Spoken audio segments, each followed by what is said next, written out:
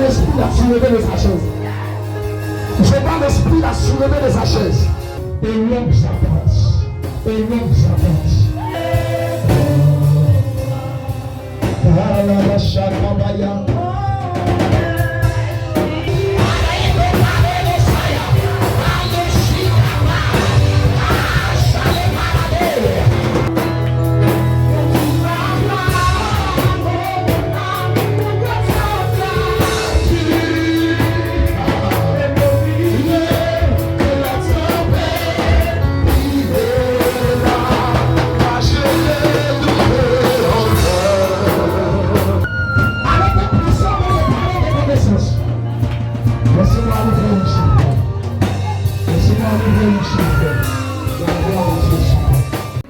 Et tu dois arriver à un stade. Souvent quand les gens te voient, tu viens de te convertir nouvellement. Les gens te voient, ils vont penser que là où tu es là, tu as encore besoin de cul d'âme au moins pendant 2 ans. Mais au moins ils vont s'en rendre compte.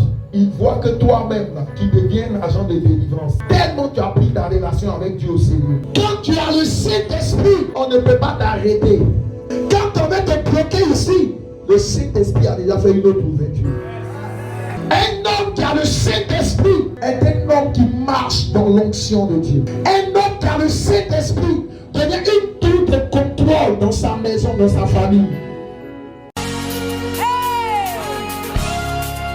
Hallelujah!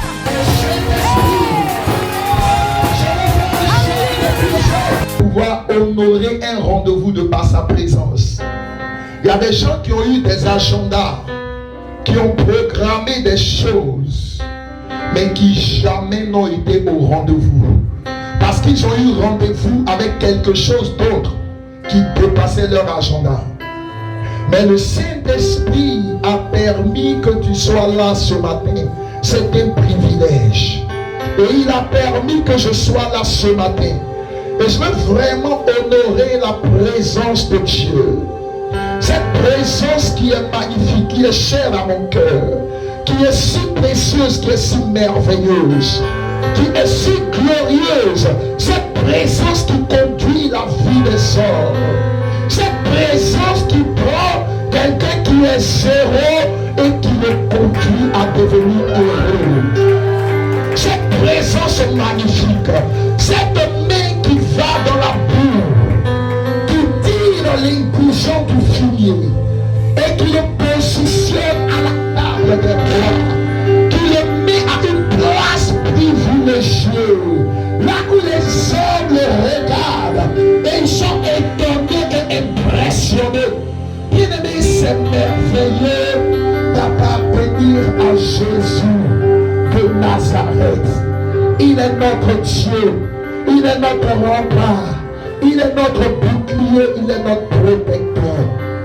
Il est le Dieu en qui nous nous confions. Il est notre assurance. Nous n'avons pas d'assurance ici-bas. Aucun médecin, aucune mesure d'hygiène ne peut garantir l'assurance, la sécurité d'un homme. Aucune intelligence humaine ne peut la réussite. Mais je vais te parler de quelqu'un ce matin. Je vais te le présenter ce matin. Je vais te dire combien il est glorieux. Je ne sais pas si ce Dieu-là est cher à ton cœur.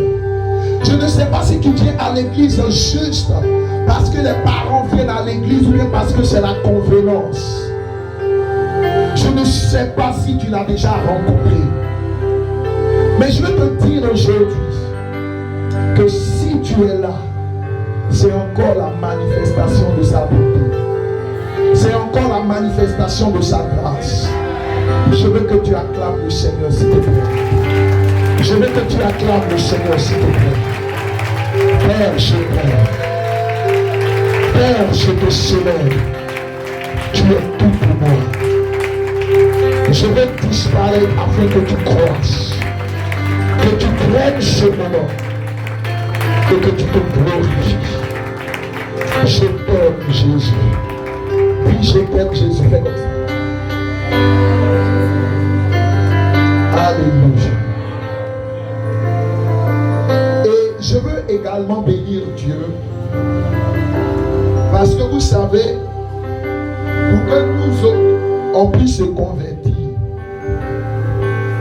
il y a eu des gens qui ont existé.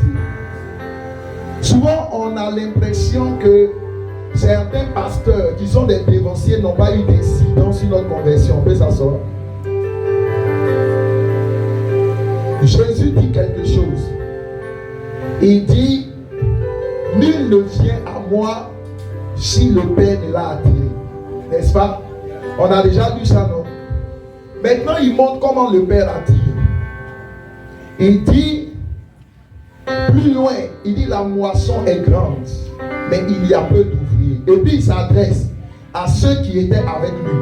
Priez le maître de la moisson afin qu'il envoie des ouvriers. En fait, la moisson, c'est le chant du Seigneur. Ce sont les âmes qui ne connaissent pas Dieu.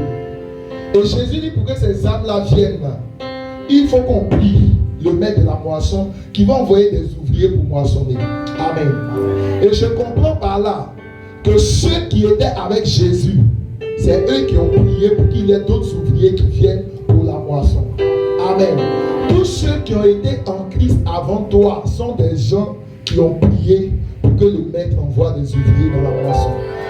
Donc même si quelqu'un, tu n'as jamais eu de contact avec lui directement, mais si tu sais que c'est un père, si tu sais qu'il a commencé avant toi, si tu sais qu'il a prêché avant toi, si tu sais qu'il a commencé l'œuvre de Dieu avant toi, tu es le fruit quelque part de sa prière.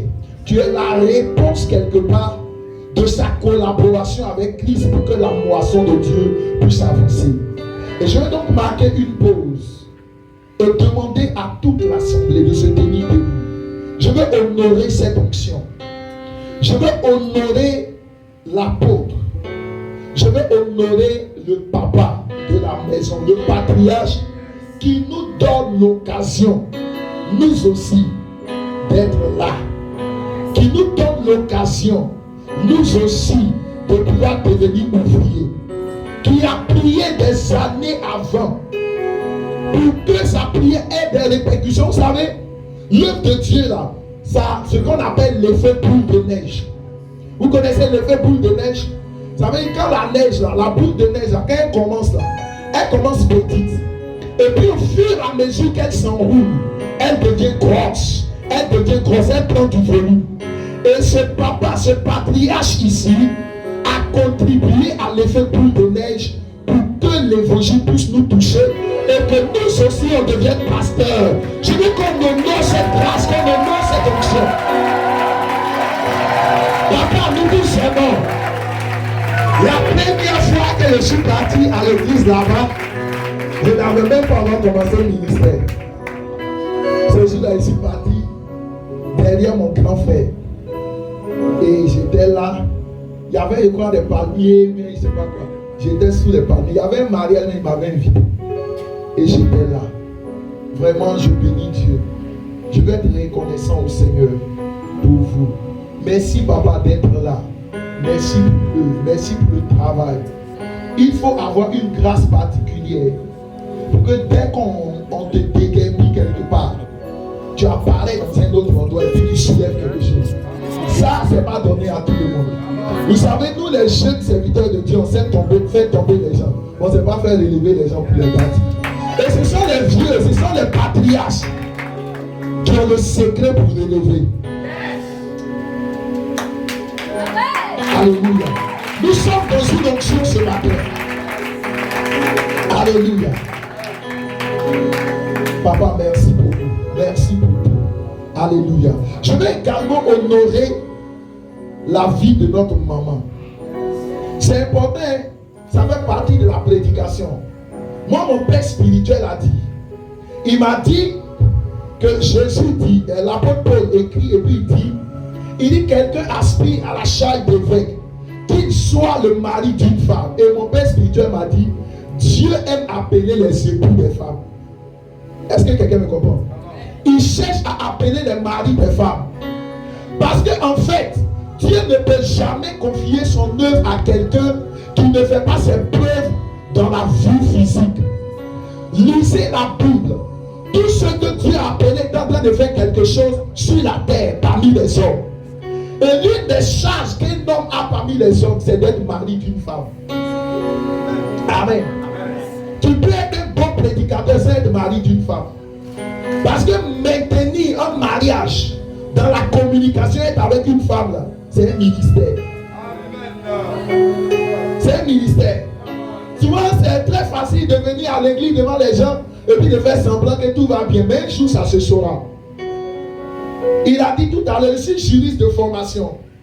J'ai travaillé en cabinet de notaire, en tant que collaborateur juriste de notaire, avant de basculer en ressources humaines, où je suis directeur des ressources humaines depuis 2 ans. Mais regardez, j'ai géré des dossiers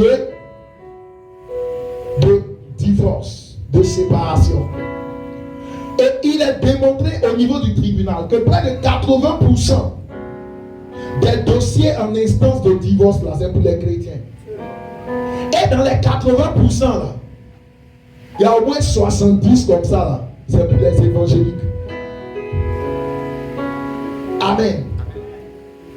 Et c'est un privilège d'être mari d'une femme. Et généralement, les femmes chrétiennes, l'une de leurs forces, c'est de pouvoir convaincre leur mari sans parole. Parce que souvent, nous les hommes, on est têtus. Souvent, on prend les décisions. Moi aussi, je suis mari d'une femme. Amen. Et souvent, là, parce que l'homme travaille avec la tête, la femme travaille avec le cœur. Or, quand Dieu rencontre un homme, il ne rencontre pas la tête, Dieu rencontre le cœur. Et généralement, ce sont les femmes qui ont la capacité d'entendre Dieu sur certains sujets par rapport aux hommes. Et je veux célébrer Dieu pour la vie de notre maman. Maman, que Dieu vous bénisse. Oh. Aïe, aïe, aïe, aïe, aïe. Souvent, vous voyez, papa vient et puis dit, le Seigneur m'a montré. On doit faire comme ça. Je sens qu'on doit faire comme ça. Il y a l'un de mes fils qui est venu me voir ce matin. Il a fait quelque chose parce qu'on travaillait. Il y a eu un truc qu'il a fait, ça ne m'a pas plu. J'étais vraiment fâché. J'étais vraiment fâché. Et c'est un collaborateur, il n'a pas pris permission. Pendant, je crois, après de combien de semaines même, on ne le voit pas à l'église. Alors qu'il en charge des relations, des couples. Donc, il était vraiment fâché. Tout ça.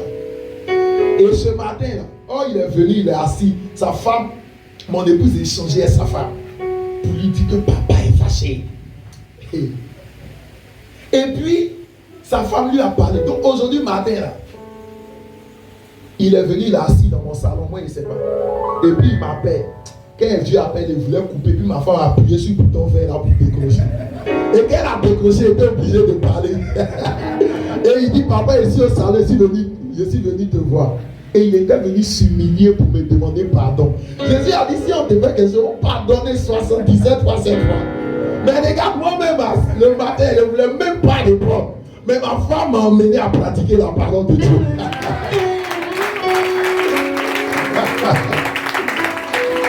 Alléluia. Tu es béni au nom de Jésus. Je vais rendre grâce à Dieu pour la vie. Avant que j'arrive, je veux bénir le nom du Seigneur pour la vie de ma maman que je suis en train de voir au fond là-bas. Elle m'a vu tout de dire, une matinée, c'est pas bien.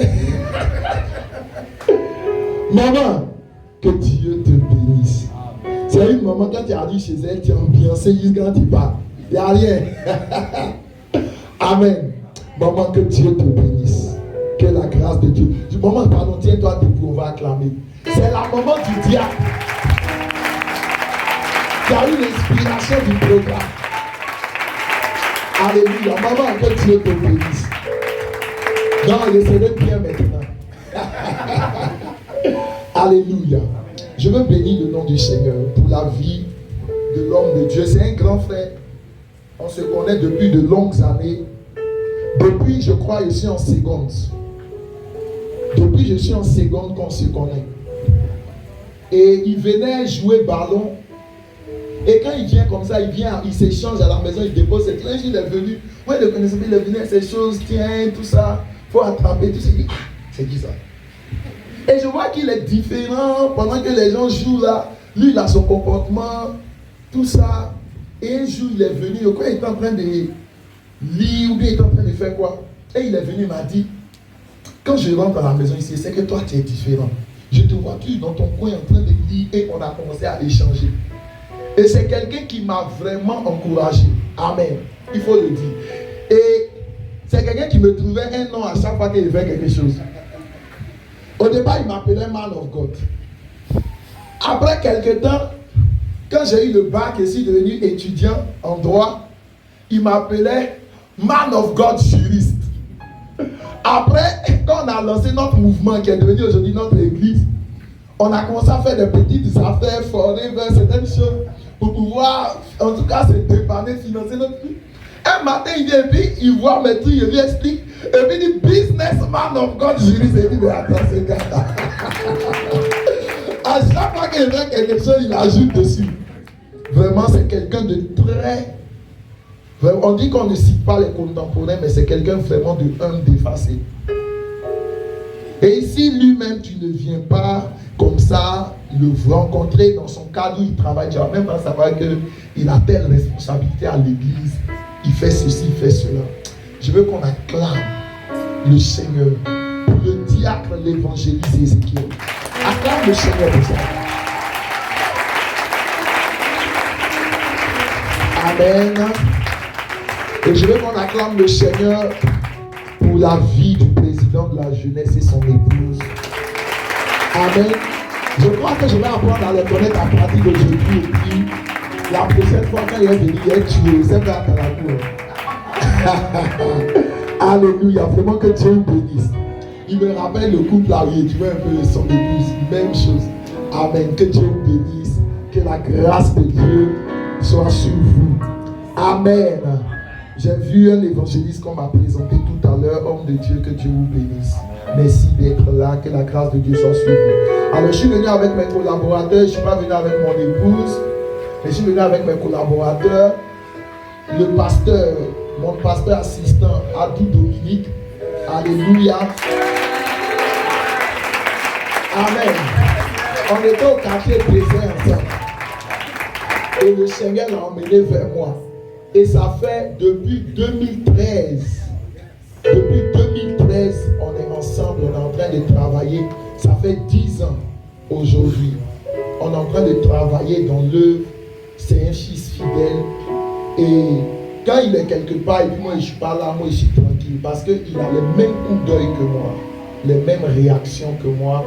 Et il sait préparer les choses avant que tu viennes. Vous savez, quand tu sers Dieu, tout ce que Dieu dit à un père, ce sont les fils qui réalisent. Dieu a dit à Abraham, je vais faire de toi père d'une multitude. Mais Abraham, humainement, il a eu 2 enfants. Mais en réalité, selon Dieu, il a eu 1 enfant. Donc Abraham est mort sans être le père d'une multitude. Parce qu'il a eu Isaac.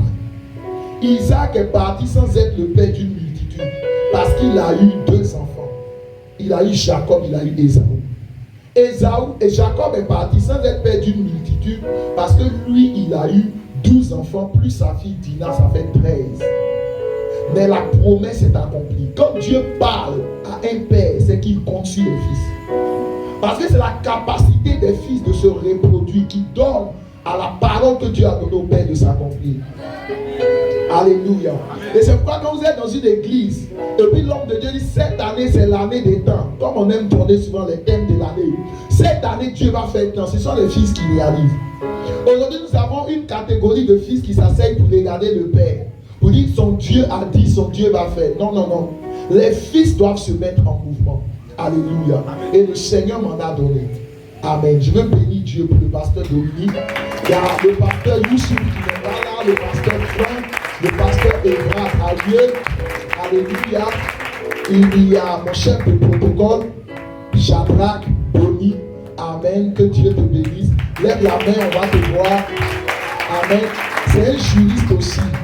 Alléluia. Et il a fini une licence 3 en droit au Maroc, il est rentré. Alléluia. Il y a l'un de mes fils qui est là également.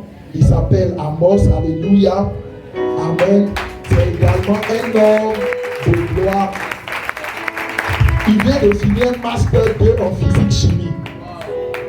Lève la main, ils vont te voir. Lève la main. Voilà. Il a fini d'écrire son mémoire. Il va soutenir bientôt et puis faire une thèse de doctorat. Vous voyez, aujourd'hui, les chrétiens sont beaucoup paresseux. À l'école, on ne bosse pas. Moi, je suis pour le réveil. Je suis également pour l'excellence. L'excellence. Amen. Si tu n'es pas excellent, j'étais au lycée classique, j'étais premier de ma classe. Il y a des gens qui ont commencé à venir dans ma cellule à cause de mon rang. Amen. Si tu ne fais pas certaines choses, il y a des gens qui ne vont pas te suivre. Il y a des gens qui vont penser que tu es médiocre. Je suis venu également avec mon fils Alexandre. Alléluia. Si vous voulez faire tout ce qui concerne lui, c'est-à-dire caméra de surveillance, tout ça, il a son entreprise, il fait ça. Alléluia. Et c'est lui qui est en charge de nos programmes de jeunesse qu'on appelle tandis que tu es jeune. Alléluia. Il y a monsieur et madame Médici, la chambre et son mari pianiste. Amen. Ils sont nos responsables de groupe musical. Alléluia. Que Dieu vous bénisse, on peut s'asseoir. Amen. Alors, le thème qui nous réunit, je vais aller rapidement et puis on va prier. Qui peut me rappeler le thème, s'il vous plaît? Hein? Qui peut me rappeler? Qui peut me rappeler le thème? Rapidement. Rapidement. Qui peut me rappeler le thème? Ne méprise pas ta jeunesse. Je vais parler en quelques minutes, quelques petites minutes. Et le Saint-Esprit va nous faire du bien. Alléluia. Quelques petites minutes. C'est dans le livre de 1 Timothée, le chapitre 4, verset 12. Paul écrit à son fils Timothée. Et il dit que personne ne méprise ta jeunesse. Mais sois un modèle pour les fidèles. En parole, en conduite, en charité, en foi, en pureté. Seigneur, merci. Il y a un homme de Dieu qui a dit quelque chose un jour qui m'a plu. Il m'a dit, il est plus facile d'être un modèle pour les païens. Parce que quand tu te convertis, tu donnes ta vie à Jésus. Quand les païens, ils ne te voient plus en train de faire les mêmes choses qu'ils commencent à t'appeler pasteur. Pour eux, tu es déjà devenu un modèle. Mais il y a un niveau encore. Il y a un niveau où il faut être un modèle pour les fidèles. C'est-à-dire un niveau où tu influences même la vie de ceux qui sont en Jésus pour qu'ils aient un plus grand niveau d'engagement. Alléluia. Et Paul dit que personne ne méprise ta jeunesse, sois un modèle pour les fidèles. Ça veut dire que tu dois arriver à un stade où tu inspires. Parce que vous savez, aujourd'hui, l'église est devenue une salle d'attente pour aller au paradis. Et les gens sont là, ils viennent, ils s'asseyent là, et ils attendent seulement le jour de leur mort. Ça, c'est pas bon. Tu dois arriver à un moment où même quand tu meurs, les chrétiens ne sont même pas contents, ils ne sont tellement pas contents du fait que tu meurs quand on cherche à te ressusciter. Pour que tu sois là. Il y a une femme, elle s'appelait Tabitha, elle est morte. Ils sont partis appeler Pierre pour la ressusciter. Quand Pierre arrive, il présente ses œuvres. Il dit à cause de ce qu'elle fait là, il est hors de question qu'elle meure. Est-ce que vous savez que si tu ne découvres pas ce à quoi Dieu t'appelle pour commencer à faire, tu risques de mourir comme un homme. La Bible dit, ne vous êtes pas dit que vous êtes des dieux, cependant vous mourrez comme des hommes. Un Dieu, là, c'est quelqu'un qui est au contrôle d'un territoire, qui gère des opérations. Et si tu n'arrives pas à gérer un certain nombre d'opérations, si tu n'arrives pas à influencer, si tu n'arrives pas à devenir une solution ambulante pour les gens, tu risques de mourir comme un homme. Alléluia. Tu risques de mourir comme un homme. Et on va aller t'enterrer, puis c'est fini, on passe à autre chose. Tu dois refuser. Tu as été un modèle pour les païens. À la maison, quand on dit prier, on dit, oh, voici Marie, mère de Jésus, même qui est là-bas. Viens prier. Quand les gens viennent faire évangélisation dans votre maison, on te prend, on te présente. Tu es devenu l'égérie de la prière chez vous, c'est bon. Mais ce n'est pas suffisant. C'est pas suffisant. Il y a aujourd'hui plein de chrétiens, plein de gens sont dans l'église. Et puis dans l'église, ils sont devenus un fardeau pour d'autres. Respect prie pour moi. Président prie pour moi. Ancien prie pour moi. Évangéliste prie pour moi. Diacre prie pour moi. Il faut que ça s'arrête. Souvent ils vont vers l'apôtre. Or le papa, actuellement il doit diriger. On dit plusieurs églises à l'intérieur. Il doit gérer des choses. Il arrive au stade où les enfants doivent travailler puis venir lui rendre compte. Et lui donne la vision et puis on travaille. Mais si encore tu dois venir voir papa, vraiment hier il y a eu une migraine. Et puis la migraine là, c'est dans un songe où Moustique est venu me donner concordant. Comment on explique ça? Et on va expliquer ce songe là d'abord et on va commencer à t'aider. Bien aimé, on ne va pas s'en sortir. Il est temps que tu deviennes un modèle pour les fidèles. Il est temps qu'à l'église ici, tu deviennes une source d'inspiration. Il est temps qu'à l'église ici, tu inities des mouvements pour Dieu. Tu inities des vagues pour Dieu. Il dit que personne ne méprise ta jeunesse. Sois un modèle. Sois un modèle. Alléluia. Est-ce que des gens sont prêts à devenir un modèle? Est-ce que tu es prêt à devenir une marque déposée de Dieu? Est-ce que tu es prêt à devenir quelqu'un sur qui Jésus peut compter? Je vais vous lire certaines choses. Alléluia. Il dit que personne ne méprise. Le verbe mépriser, c'est kataphrontes en grec. Kataphrontes en grec. Ça veut dire mépriser, ça veut dire dédaigner, ça veut dire penser peu. Penser peu. Et tu dois arriver à un stade. Souvent quand les gens te voient, tu viens de te convertir nouvellement. Les gens te voient, ils vont penser que là où tu es là, tu as encore besoin de cul d'âme au moins pendant 2 ans.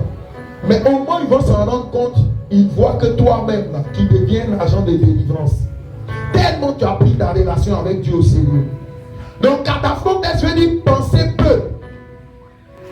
Penser peu de choses. Dieu dit, on ne doit pas penser peu de choses de toi. Ça veut dire quoi? Ça veut dire que quand on tient des réunions, quand on veut faire des choses importantes, on ne pense même pas à toi, on te met à l'écart. Parce qu'on se dit que la chose dont on est en train de parler là, toi, ce n'est pas le championnat où tu dois jouer. Le Seigneur dit non. Le Seigneur dit non. Si tu es dans un endroit, si tu es dans un environnement, et si on a besoin de quelqu'un, si on veut compter, on doit compter avec toi. Et le Saint-Esprit veut qu'à compter d'aujourd'hui, on compte avec toi. Qu'on ne te méprise plus, qu'on ne pense plus peu de choses de toi, qu'on compte avec toi. Qu'on compte avec toi pour un réveil dans cette église. Qu'on compte avec toi pour un réveil à Abobo. Qu'on compte avec toi pour un réveil en Côte d'Ivoire. On doit compter avec toi. Naître à Abobo, ce n'est pas une fatalité. Naître dans une famille où les gens n'ont pas de ressources, ce n'est pas une fatalité. Naître dans un environnement défavorisé, ce n'est pas une fatalité. Le Seigneur dit, il dit que personne ne méprise ta jeunesse. La jeunesse parle du fait de ne pas être trop âgé. Qu'on ne méprise pas ça. Qu'on ne regarde pas tes années de conversion pour déterminer ta capacité et ta force de frappe dans l'église. Il y a des gens qui sont à l'église depuis longtemps, mais dans leur tête, dans leur esprit, quand on parle d'un certain nombre de choses, il ne s'agit pas d'eux. Il y a des respos, il y a des bishops qui doivent faire ça. Pour imposer les mains aux gens. C'est quand il y a prière comme ça, pour que toi aussi, tu viennes et puis tu imposes les mains aux gens. Ceux qui connaissent. C'est que vraiment, c'est les anciens qui ont l'autorisation d'imposer les mains aux gens. À part eux là, qui es-tu pour imposer les mains aux gens? Pour prier pour les gens, pour être dans le groupe de délivrance. Je suis arrivé aux assemblées de Dieu, par la grâce de Dieu. Je n'étais ni président de jeunesse, ni ancien, ni diable. J'étais dans le groupe de délivrance de l'église, parmi des anciens. Et j'étais devenu même le secrétaire du groupe. C'est moi qui enregistrais ceux qui viennent. On prie, on leur impose les mains et puis on suit. Voici la situation avait été présentée. Il était encore plus petit que ça. Parce que là on parle de 2015-2016. Par la grâce de Dieu, j'aurai 32 ans le 27 décembre. Donc j'étais encore plus jeune que ça. Et puis on est là et j'étais parmi les anciens. Mais aux assemblées de Dieu, c'est pas donné à tout le monde. Imposer les mains aux gens. Je ne suis pas en train de faire la publicité d'un homme, loin de là. Mais nous sommes entre nous jeunes et j'aimerais vous parler. J'aimerais qu'on se parle en tant que jeunes et qu'on prenne conscience qu'on ne doit pas nous mettre à l'écart à cause de notre jeunesse. Alléluia. Le mot grec duquel est dérivé jeunesse, c'est le mot néos en grec. Néos veut dire nouveau. Donc que personne ne méprise ta jeunesse, c'est aussi que personne ne méprise ce qui est nouveau. Et sûrement, cet événement a été lancé, le rassemblement des héritiers a été lancé. Et il y a des gens qui peut-être se sont dit, qu'est-ce que c'est que ça? Et ils ont dit, bon, moi je vais rester. Peut-être même des membres de l'église qui ont dit, oh, ça c'est encore une idée d'un jeune qui va naître et qui va s'éteindre bientôt. Mais il dit que personne ne méprise le néos, ce qui est nouveau. Dieu n'a jamais rien fait qui soit vieux automatiquement. Tout ce que Dieu fait commence quelque part. Mais tant qu'on peut suivre le mouvement du Saint-Esprit, tu n'as aucune idée de là où Dieu peut nous emmener. Tu n'as aucune idée. Je vais interpeller un jeune. Je vais interpeller quelqu'un. C'est le moment de prendre la responsabilité véritablement par rapport à ta marche avec Dieu. Et de ne pas jouer avec ta relation avec Dieu. Alors, qu'est-ce qui peut nous emmener à rentrer dans cette dimension où on ne peut plus être méprisé? La chose qui va nous emmener à rentrer dans cette dimension où on ne peut plus être méprisé, c'est la présence du Saint-Esprit en nous. L'apôtre Paul parle de l'homme et regardez ce qu'il dit. Il dit, nous portons ce trésor dans un vase de terre. Il ne s'agit pas du vase, il s'agit du contenu.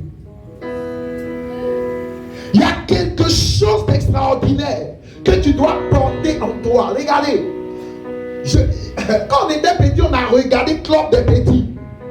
Et le Club des Petits, souvent, il y a des clubs des petits qui sont comme des aventures, où il y a le trésor du village qui est caché dans une forêt et il y a l'élu qui doit aller chercher. Et les gens apportent les grottes, les collines, les montagnes pour aller chercher le trésor.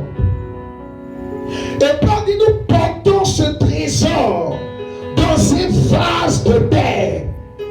Écoutez, peu importe ce qui porte le trésor, pourvu qu'il y ait un trésor, qu'il y ait quelque chose d'assez important, les gens vont aller chercher.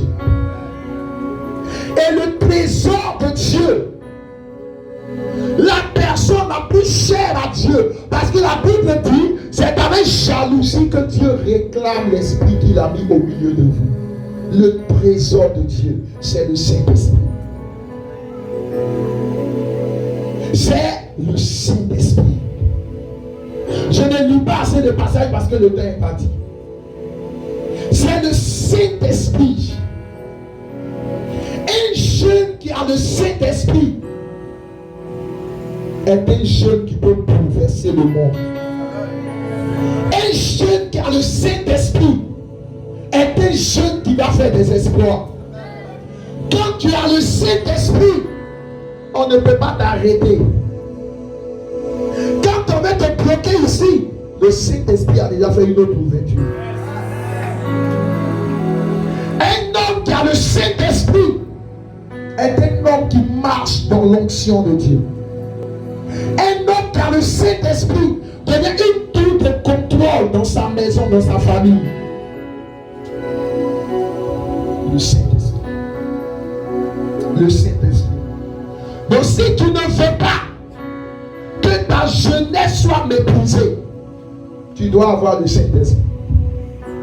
Mieux, tu dois marcher avec le Saint-Esprit.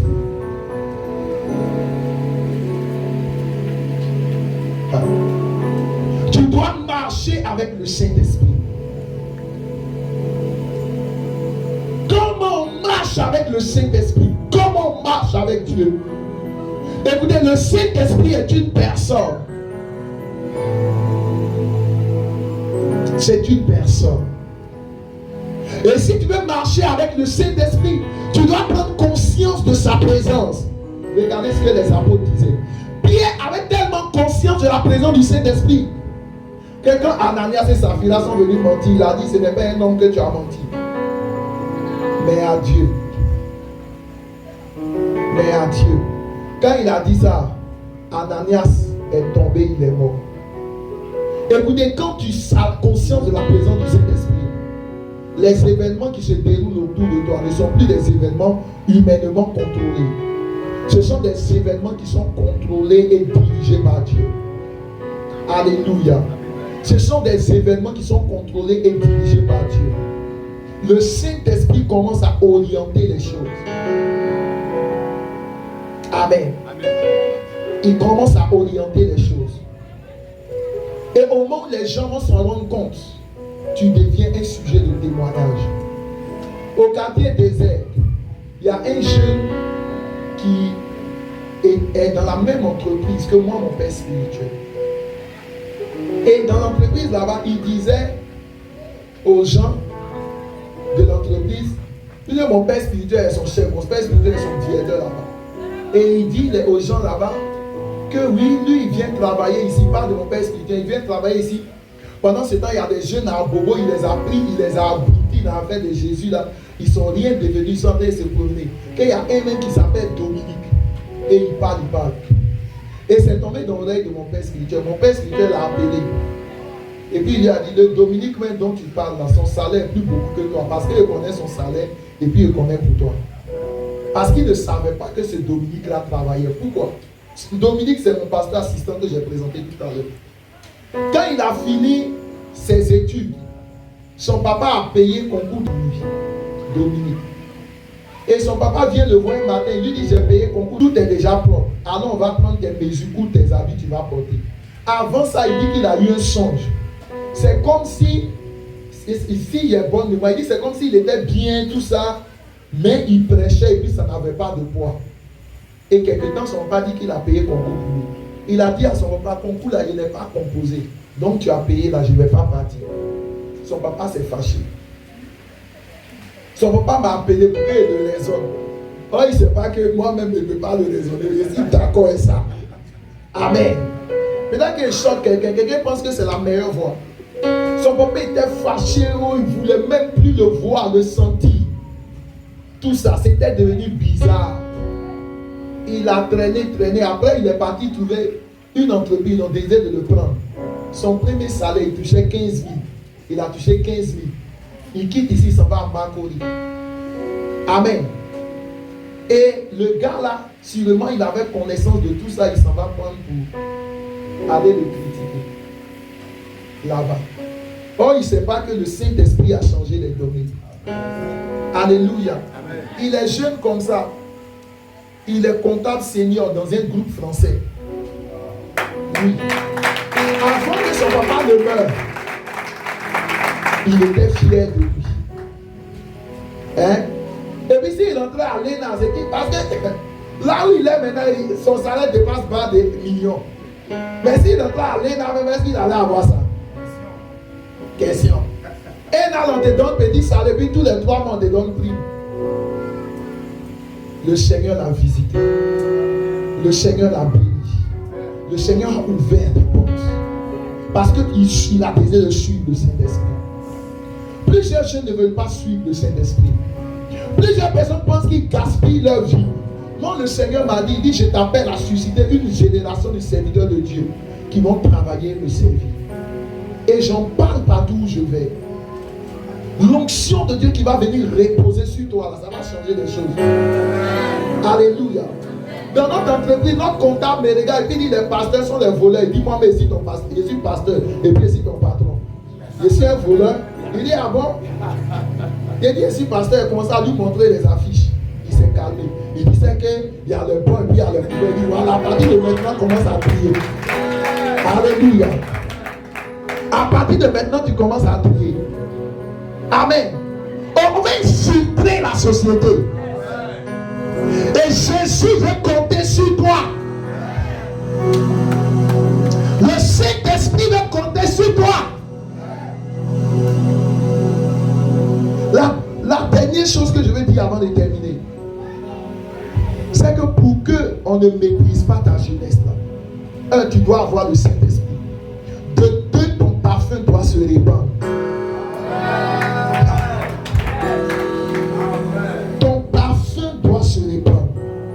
La Bible dit qu'il y avait une femme, comme j'ai dit dans les thèmes pris par exemple, il ne veut pas lire.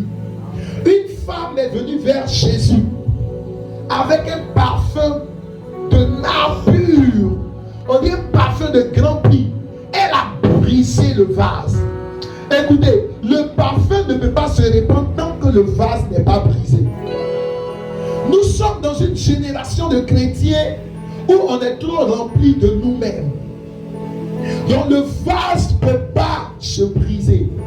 On a des complexes. À l'église, j'enseignais lors de notre semaine spirituelle. On a des complexes. L'un des complexes qu'on a aujourd'hui, c'est le complexe de supériorité.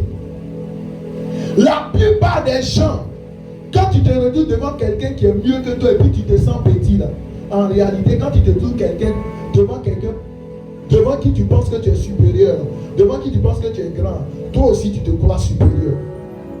Tout complexe d'infériorité cache un complexe de supériorité. Si tu te sens inférieur devant certaines personnes à cause de certaines choses, ça veut dire que quand tu es devant des gens qui n'ont pas mieux que toi, tu te crois supérieur. Et c'est l'une des choses qui bloque la grâce de Dieu. Ça bloque la grâce de Dieu dans la vie des gens. Ça empêche le Saint-Esprit de se manifester. Une autre chose qui empêche le vase de se rompre, ce sont les préjugés. Aujourd'hui, on a beaucoup de préjugés dans notre tête. Beaucoup de préjugés. Le Seigneur voulait déclencher un réveil dans la vie et dans la maison de Corneille. Mais Corneille était romain. Or, les Juifs et les Romains, selon leur culture, ils ne se parlent pas. Ils ne doivent pas se voir. Un Juif ne doit même pas rentrer chez un Romain. Aujourd'hui, là, l'église en Côte d'Ivoire, il y a beaucoup de préjugés. C'est une des choses qui tue le corps de Christ. On a beaucoup de préjugés. Et souvent, nous, les hommes de Dieu, on n'aide pas. On enseigne nos fidèles de sorte à ce qu'ils pensent que nous sommes les meilleurs. Un jour, quelqu'un m'a demandé comment reconnaître un faux homme de Dieu, un vrai homme de Dieu, une fausse église. Je lui ai dit, c'est par le Saint-Esprit et par la parole de Dieu. Il n'y a pas affaire de dire non, ceci, cela. Non, n'ayons pas peur. Si nous voyons une grâce dans la vie de notre frère, célébrons. Mais si tu vois quelque chose de bon dans la vie de ton frère, et puis tu ne célèbres pas, tu es en train d'attaquer la grâce. Et tout ce que tu attaques ne peut pas venir vers toi. Amen. Tout ce que tu attaques ne peut pas venir vers toi. Parce que tu es en train de dire que c'est pas bon. Le Seigneur montre un ange à Corneille. Et l'ange dit à Corneille, j'ai été envoyé. Envoie quelqu'un à Jopé, aller chercher un Simon surnommé Pierre. Il est dans la maison d'un certain Simon Corroyeur. Il va te parler. Quand l'ange a fini d'apparaître à Corneille, le Saint-Esprit, hé, Pierre là, lui, il ne va pas chez les Romains. Il ne va pas chez les Romains. Attends, il a organisé une vision immédiatement pour lui parler. Donc pendant que les envoyés de Corneille sont en train de partir, le Saint-Esprit montre une vision où Pierre voit une nappe qui est en train de descendre. Et Dieu lui montre les animaux impurs. Et puis il dit, lève-toi Pierre, tue et mange. Il dit, non, jamais Seigneur, rien d'impur n'est rentré dans ma bouche. Et le Seigneur lui dit, ce que j'ai déclaré pur, pourquoi le regardes-tu comme celui? Il y a une différence. Dieu n'a pas dit ce qui est pur, il dit ce que j'ai déclaré pur. Ça veut dire que tu peux connaître la vie de quelqu'un, mais tu ne sais pas à quel moment Dieu l'a déclaré pur. Parce qu'au moment où Dieu parle de lui en vrai, il ne t'informe pas. Tu n'es pas son conseiller spécial. Donc il dit ce que j'ai déclaré pur. Ça veut dire que peut-être que c'était mauvais jusqu'à un moment où j'ai décidé de parler. Et du moment où j'ai parlé, la tendance a changé.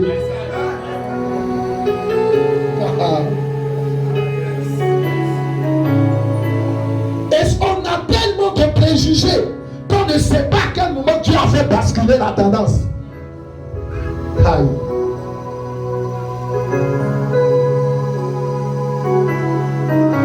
On a tellement de préjugés qu'on ne sait pas à quel moment Dieu a fait basculer la tendance.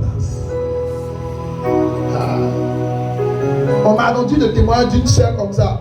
On lui a donné une prophétie que tu as marié un homme. Il va quitter aux États-Unis. Tout, ça c'est un truc. On lui a donné la prophétie. Il y avait un frère dans l'église qui priait tout. Elle le regarde même à le frère là même, il est bizarre. Le frère est venu vers la soeur dit yes. Il y a un autre frère qui était étudiant, il avait des projets, il est sorti du pays, tout. Donc elle dit, ah c'est lui. Elle a accepté le frère. Pendant ce temps, l'autre, elle a rejeté. Et l'autre qu'elle a rejeté, il a eu une opportunité de green card. Et il est parti aux États-Unis. Et l'autre, qu'elle regardait avec les yeux Chanel, là, lui, il est devenu instituteur. Et ils ont été affectés à l'intérieur. Maintenant, regardez le truc. Un jour, elle arrive au plateau, il ne sait pas pourquoi. Et puis elle croise l'Américain, il est revenu dans une grosse voiture, il est assis dans la voiture. Il la voit, il la reconnaît. Avant lui, il était informé vite, mais l'Esprit de Dieu se mouvait au-dessus de lui. Mais regardez, cette fois-ci, la soeur, elle est informée vite, mais l'Esprit ne se mouve pas. Et c'est le fait qu'il reconnaît la soeur. Il est de mec, mais c'est qui est dans une voiture comme ça? Les deux, c'est donc quand il commence à parler. Ah, c'est toi! Oui, c'est moi, c'est toi! Oui, c'est toi! Mais comment tu as fait? Dit non, je suis parti aux États-Unis. Là, je suis revenu au pays parce que je vais installer mon entreprise. Que voilà, je suis tout tel immeuble au plateau. Elle dit, toi, tu deviens quoi? Cette question-là, c'est une question à laquelle tu vas devoir répondre un jour. Quand tu es au collège, tu ne connais pas encore la question. Après 4 ans, 5 ans à l'université, tu as rencontré des amis qui devront répondre à cette question. Soit tu réponds, soit tu te caches. La sœur dit qu'elle est quelque part là-bas, à l'intérieur du pays, en train d'être madame de la maîtresse. Bien-aimé, tu ne sais pas. C'est pourquoi tu dois laisser les préjugés. Tu dois laisser les préjugés. Si ce sont les préjugés qui te conduisent dans la vie, tu risques de rater ce que Dieu a prévu pour toi. Alors, pour que le parfum puisse se répandre, il faut que le vase soit brisé. Et quand le vase est brisé, il n'y a plus de préjugés, il n'y a plus rien. Et c'est là le Saint-Esprit commence à répandre le parfum. Et ta vie va commencer à avoir une telle saveur. Un tel parfum va se dégager. Les gens ne vont pas croire. L'homme de Dieu connaît mon témoignage. Ou bien, il me connaît de A à Z. Alléluia. Mais Jésus est fidèle. Jésus est fidèle. Aujourd'hui, on va finir ce moment, on va partir. Je vais prier. Il y a deux choses qui vont se passer. Dieu va emmener l'esprit de prière sur toi et de consécration. Ceux qui viennent à l'église et puis sont clopants. Actuellement, être païen là, ce n'est plus à la mode. Être païen, c'est fini, c'est dépassé. Hein? Tu rencontres des gens même qui sont païens, ils ne donnent pas envie d'être païens.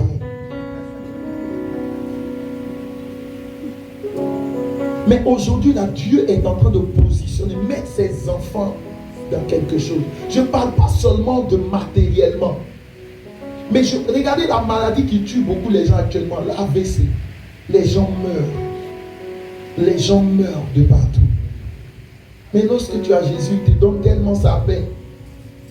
Tu es tranquille. Tu es imperturbable. Tu fais ton travail. Comme c'est pas. Tu es tranquille. Tu avances avec Dieu. Les gens viennent pour la corruption, pour les choses. Toi, tu marches avec Jésus. Être païen n'est plus à la mode. Je termine par ce témoignage. J'étais en cabinet encore. Et puis un jour, j'étais en train de constituer une entreprise.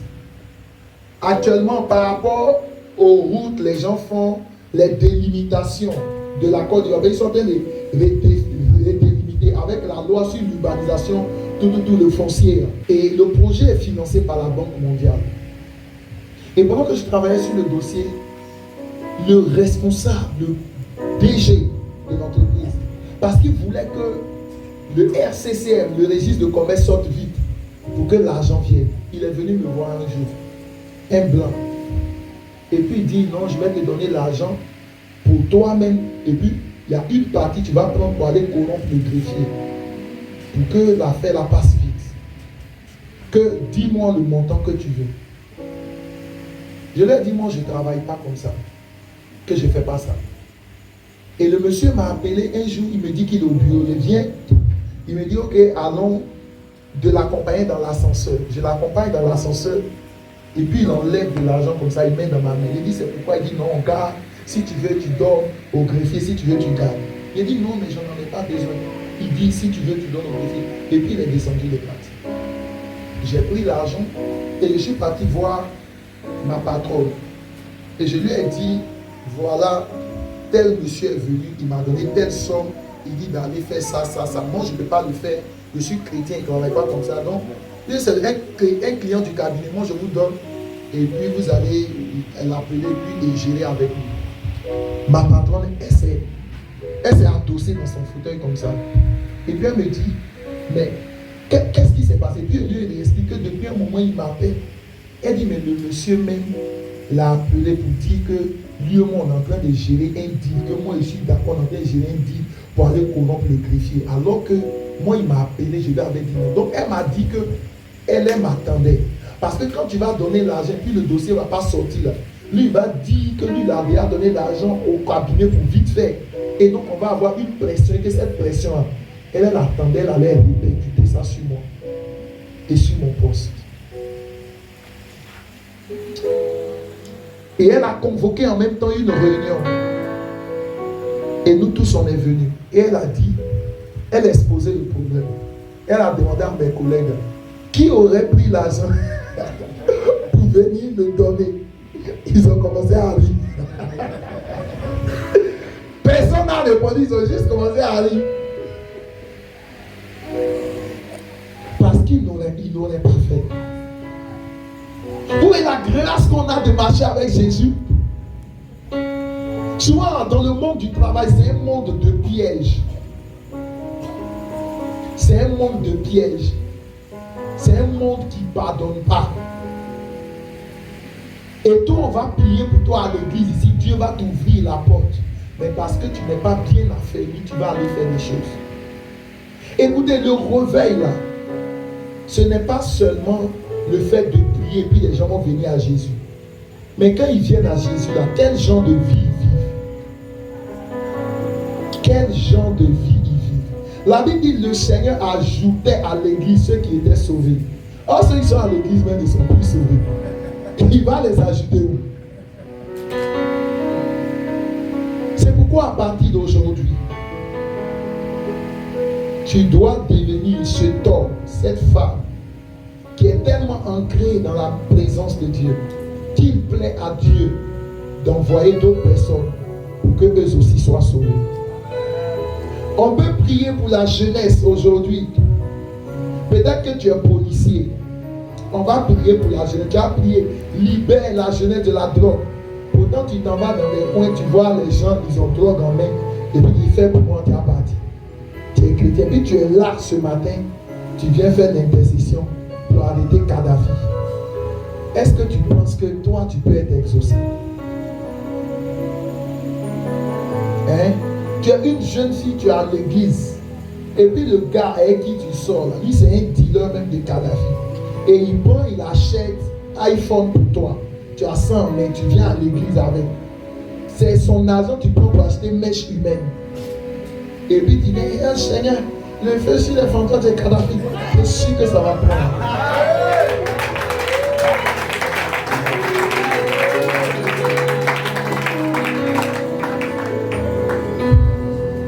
Tu es sûr? Alors aujourd'hui, nous allons nous lever. Je vous dis force de fusion de l'esprit. Je les ai vus commencer à parler fortement en langue. Et je dis la puissance de Dieu et l'esprit d'intercession dans des yeux. Yes. Et vous allez les aider tout à l'heure. L'onction de Dieu est très forte. Il y a un parmi eux qui a une grâce prophétique. Il y a une onction prophétique sur lui. Il y a une onction prophétique. Regardez mes frères en blanc là-bas. Suivez-le très bien. La puissance de Dieu est en train de les toucher. Ils sont prêts à recevoir ici. Ils sont prêts, ils sont là. La puissance de Dieu.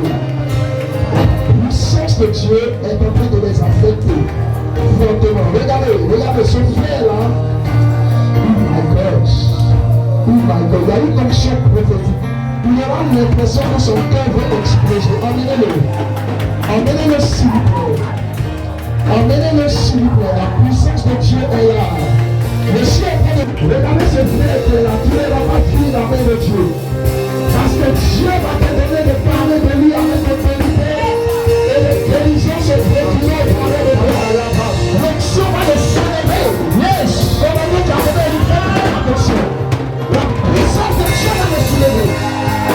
God, my God. Oh my God.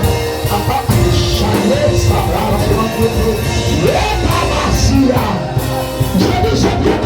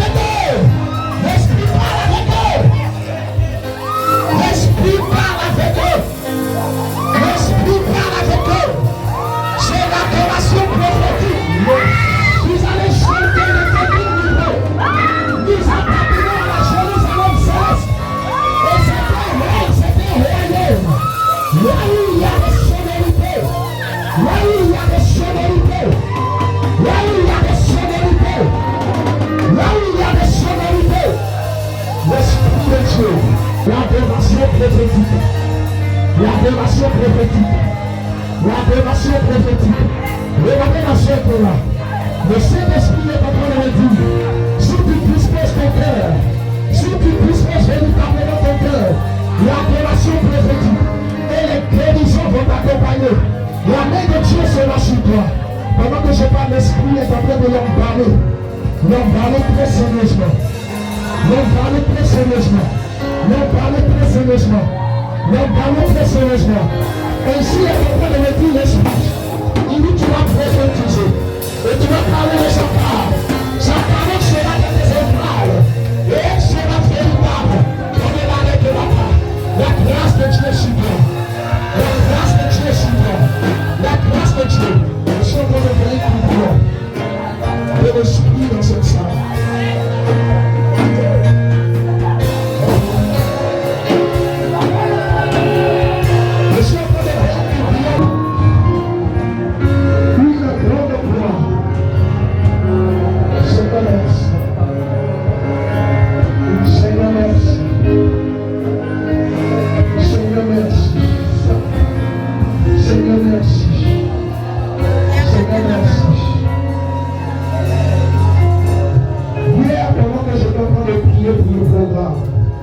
Le Seigneur m'a montré une vision. Et j'ai vu quelqu'un qui a eu un songe. Et dans le songe que tu as eu, tu t'es retrouvé en train de manger. Tu t'es retrouvé en train de manger. Et quand tu t'es réveillé, tu as senti depuis longtemps si au niveau de la gorge ici, il y a une sorte d'étouffement. Il y a une sorte d'étouffement. Tu as essayé de vomir, mais tu le sens cela. Il y a une activité de la sorcellerie qui est en cours. Et l'esprit de mort a été libéré. Pendant que je parle, le Saint-Esprit va te libérer totalement. Le Saint-Esprit va te libérer totalement. Où que tu te tiennes maintenant, la puissance de Dieu est en train d'avancer vers toi. Le Seigneur m'a présenté cette vision hier, pendant que je priais. La puissance de Dieu est en train d'avancer vers toi. Et cet esprit de la sorcellerie qui a été libéré est en train de s'en aller maintenant. Est en train de s'en aller maintenant. Est en train de s'en aller maintenant. Commandant, soyez très vigilants. Je vois deux personnes qui seront en train d'être libérées pour le même cas. Deux personnes qui seront en train d'être libérées pour le même cas. Je compte à table. Seigneur, merci. Seigneur, merci. Seigneur, merci. Seigneur, merci.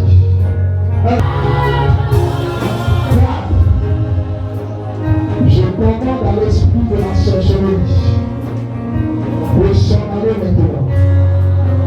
De s'en aller maintenant. Tout ce qui n'est pas de Dieu. Envoyez-moi les chemins. Envoyez-moi les chemins.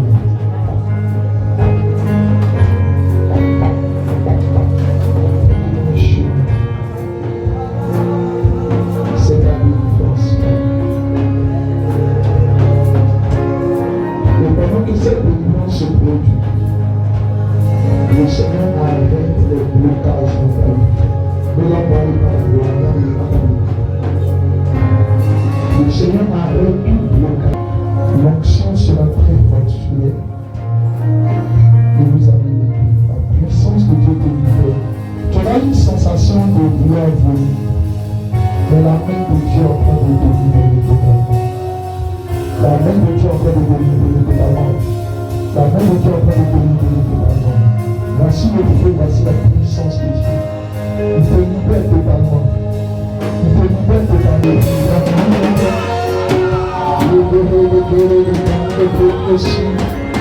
Lève la main vers le trône de Dieu.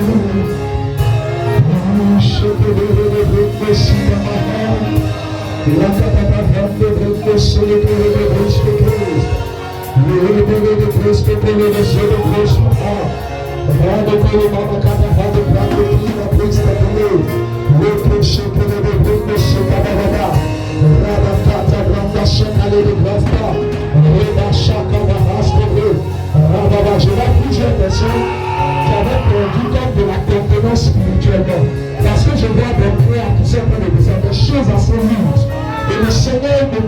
train de donner ton coffre. Et tu prends à plus.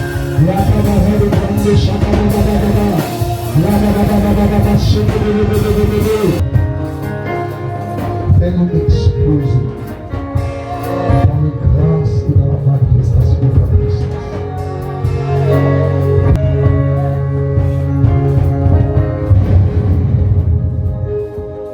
C'est un carrière.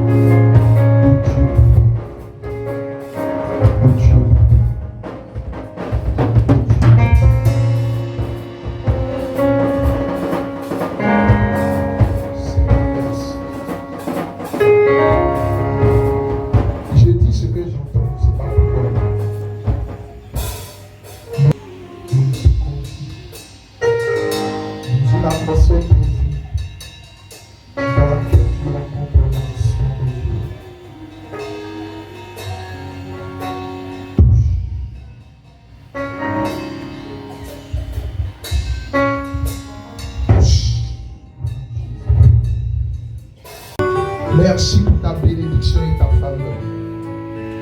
Papa, nous avons fini. Tu as tellement été bon avec nous. Je veux te demander une seule chose. Que le feu du réveil, que l'esprit de prière ne nous quitte point. Seigneur, tout à l'heure, tu me disais, pendant que j'étais assis, tu me disais, aujourd'hui, l'esprit même de repentance a disparu de l'église. Les gens pleurent pendant les adorations sans se repentir. Les gens pleurent pendant les prédications sans changer de vie.